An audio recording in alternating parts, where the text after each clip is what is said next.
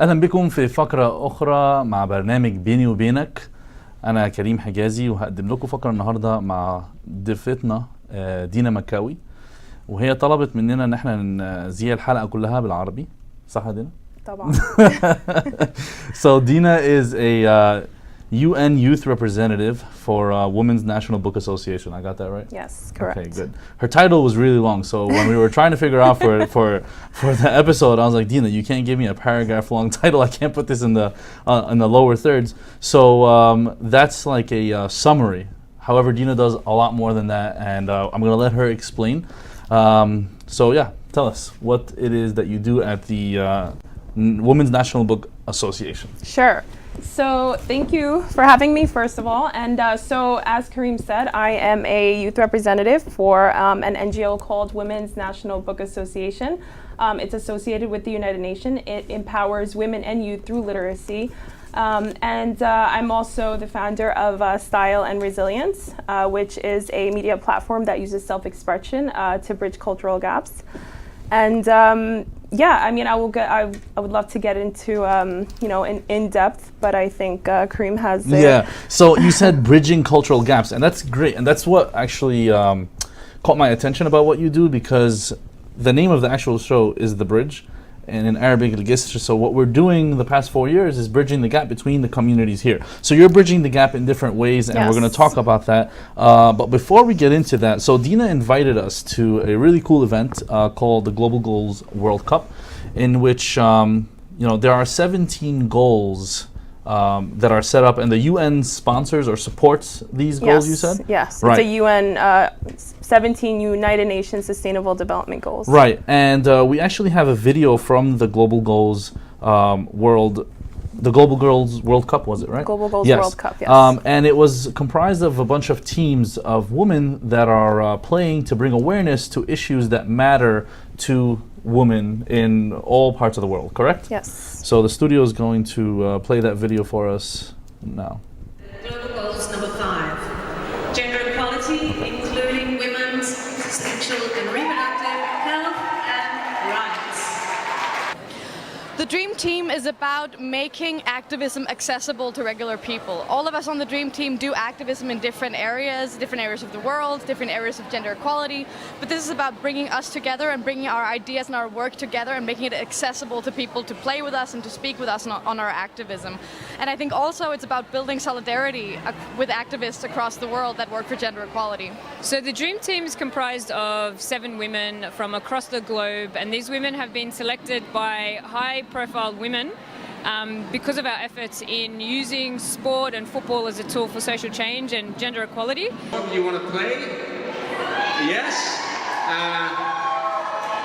SDG 5 is very important to me because I come from a community where girls are being undermined.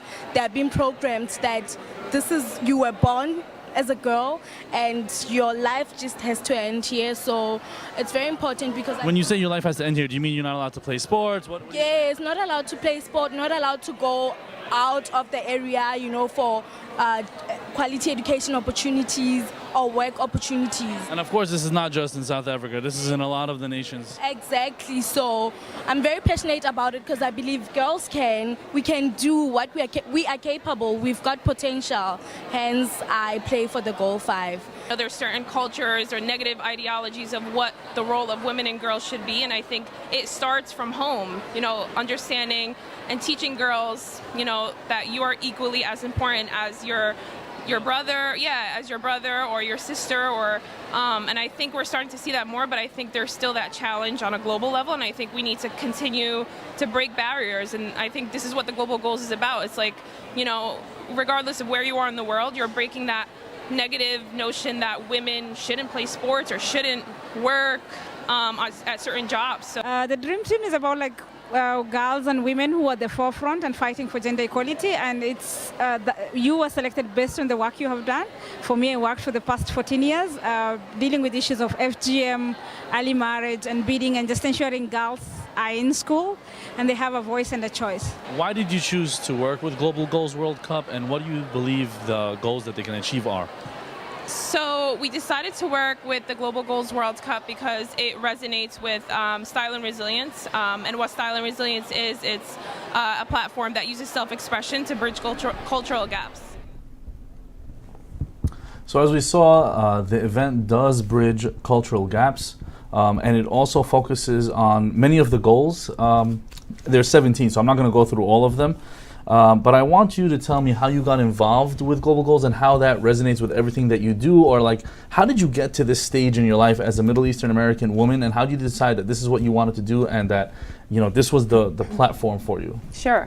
So, I mean, it all started just with that passion. It stuck with me from, you know, high school and my personal experiences, just kind of navigating the American culture while also trying to preserve you know, my identity and the values that we were taught as an Egyptian American. So, you know, growing up in high school, you know, as a Muslim, I think a lot of people can also relate. You know, there was always that, you know, barrier of sort of, you know, trying to understand, you know, your identity and who you are, and just navigating that. And, you know, I grew up with, you know, low self-esteem, as, you know, a lot of girls, but specifically because of, you know, being Arabic and, you know, not looking like the American girl. So I understood, you know, not being reflected in mainstream media and in the fashion magazines that I grew up, you know, flipping the magazines to, and even influencers or, you know, the mainstream media. So I understood that, the importance of that.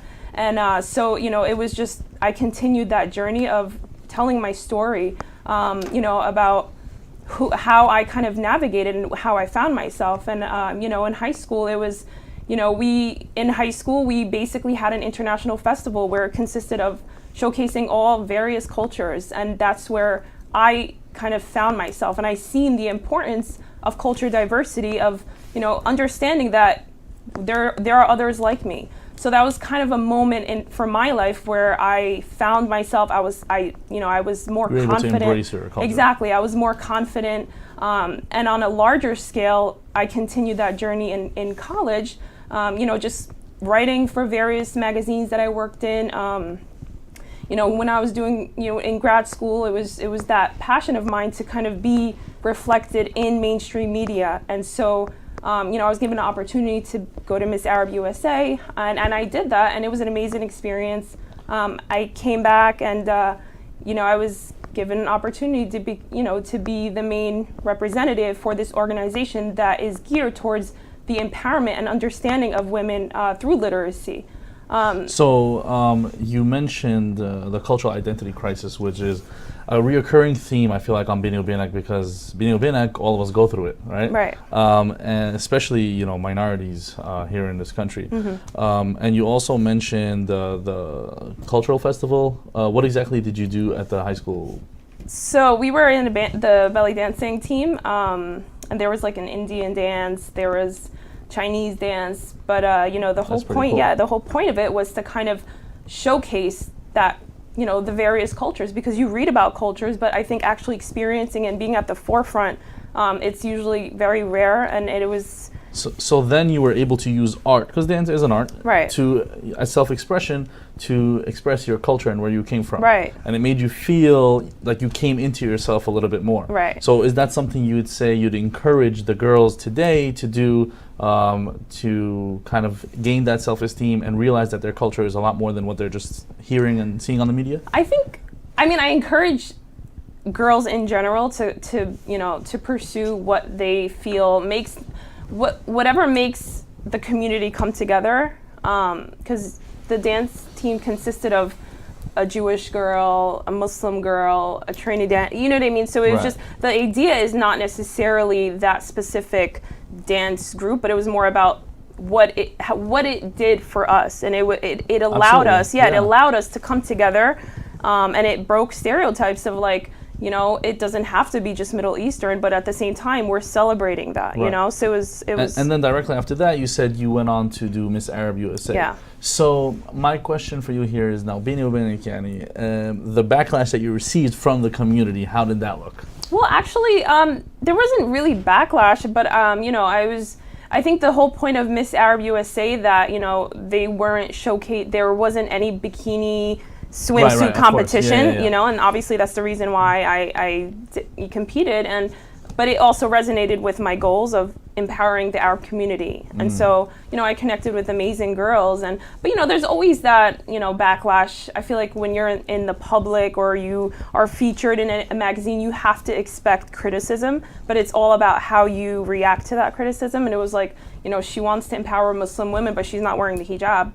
I'm like, well, you need to, you know, as a community, the only way we're going to move forward is if you start seeing the positive in what that specific person is doing, rather than all the negatives. And also, you know, just because you're not wearing the hijab doesn't mean you're not empowering many other that's a whole people. other conversation. But also, so it went from art, and again, you know, Miss Arab USA, I could say it's sort of an art, right? And then now this event that we just went to, it was empowering through, or bringing awareness through football, through sports. To sports. And one of the members of the SDG 5 Dream Team, which is the team that we spoke to that focuses more on gender equality issues, which is the kind of the theme of today's episode.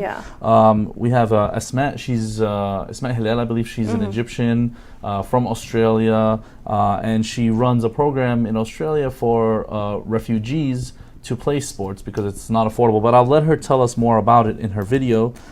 So that's Asma and Football for Refugees. So tell me a little bit more about the refugee work that you've done. So a lot of the work is based on using football as a tool to bring young people in from all different backgrounds, specifically refugee youth, because the system in Australia can be quite restrictive because of the club fees, the registration. It costs a lot of money to be part of a football club, and it is difficult to navigate the environment to actually access the football club. So transport, you know, public transport is hard, and families, their first priority is education and employment, finding a job. So it's difficult to access sport. So we provide free opportunities for refugee communities to access the game. And then from there, we provide free coaching qualifications for younger adults who want to develop their leadership skills, and they develop their public speaking, their English speaking through actually coaching younger children in the community. And we have a education curriculum that aligns with the Australian school curriculum to achieve outcomes in social inclusion, in health, in well-being.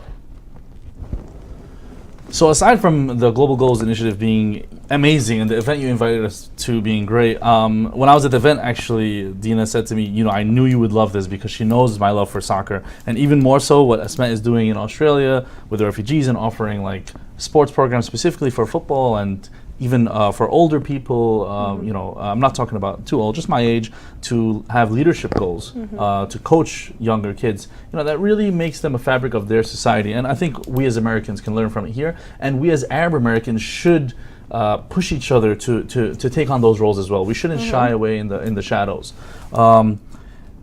Next, I want to talk about intersectionality and feminism and what that means to you and what it means to gender equality. So what does gender equality mean to you? Let's just start there.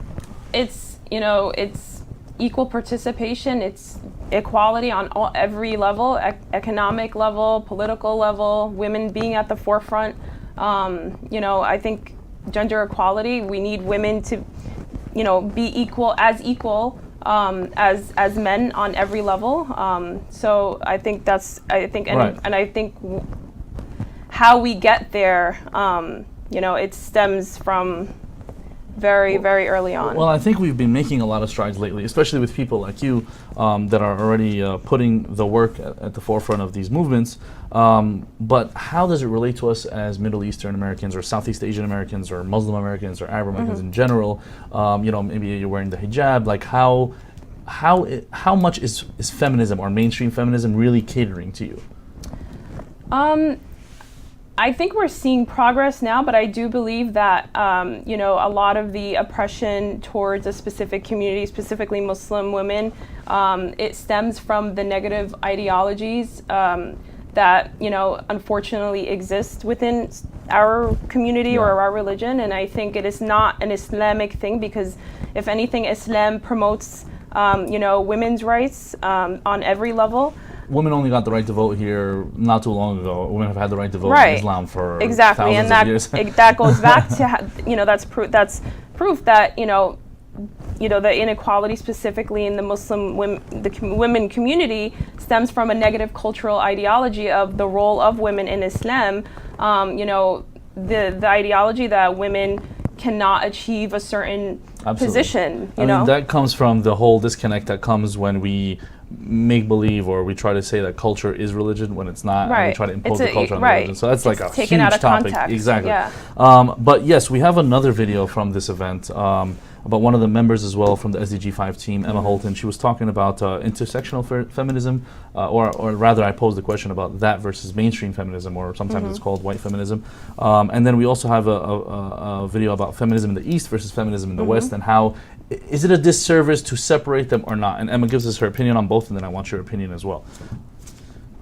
So are you saying that intersectional feminism is working against mainstream feminism, and it's actually as a disservice to all women?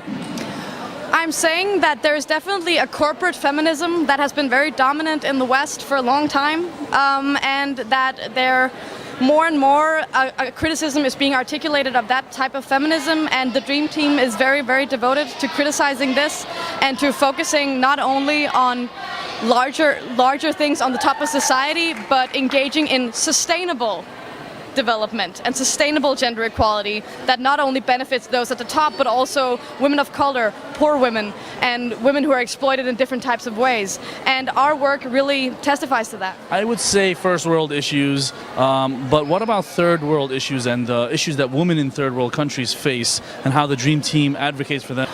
I think definitely there's a tendency of feminism that is mainstream to be very focused on Western issues and the issues of, the right to be rich. And I think one of the strengths of the Dream Team is that we really show how the fights of women in the third world relate to the fights of women in the Western world. We're talking about the right to maternal health, the right to reproductive health, the right to water, and also the right to economic agency, right? The right to not be dependent on your brothers or your father for to be economically self-sufficient. So I think when we involve these idea of economic equality into the argument, it starts being something that we can work on all together. And I also think that even though some issues can be termed, maybe upper on the scale and lower on the scale, we have to realize also that patriarchy works as a system.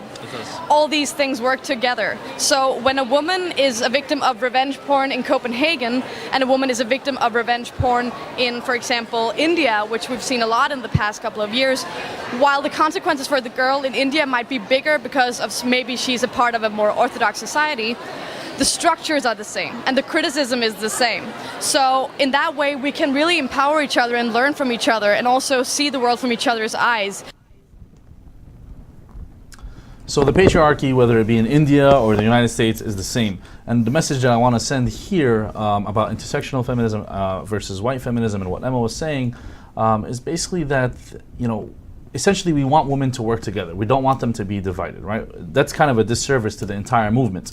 So we're trying to tell mainstream feminists or people that are jumping on the bandwagon and not really knowing what it is, please read more, please understand more. Watch this video. You'll learn a little bit about what intersectional feminism means, and that it caters to every woman and every struggle that women are going through in society.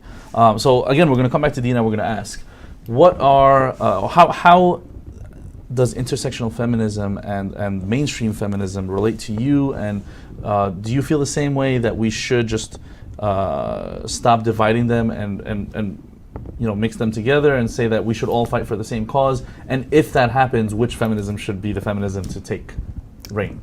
Right. Well, I mean, it's obvious that there are certain, groups that are, subjected to oppression, whether it's minorities or based on race, religion, sexuality. But it's also important to understand that, that these girls are breaking barriers, they're breaking stereotypes. And I do believe that, as women, as girls, if we stand together to kind of normalize what feminism means, and that we're all fighting for the same things and we're all on the same page and not divided by terms. And I think that's the way we're going to actually move forward. Absolutely. Yeah. Okay. So with that said, we just want to give you a little statistic before we end, and that is that 2/3 of the world's illiterate are women. we have to change the statistic, right? Encourage your girls to go out and get better educations. You have families back home, encourage them to do the same thing. This shouldn't just be something that's applied here. It should be applied across the board. We need to make equal pay and equal opportunity for women and girls a reality, so women's rights are human rights once and for all. And that's a quote by Hillary Clinton. That's it for today's episode. We'll see you next week on a new episode of Bini Binak and The Bridge. Thank you and have a good night.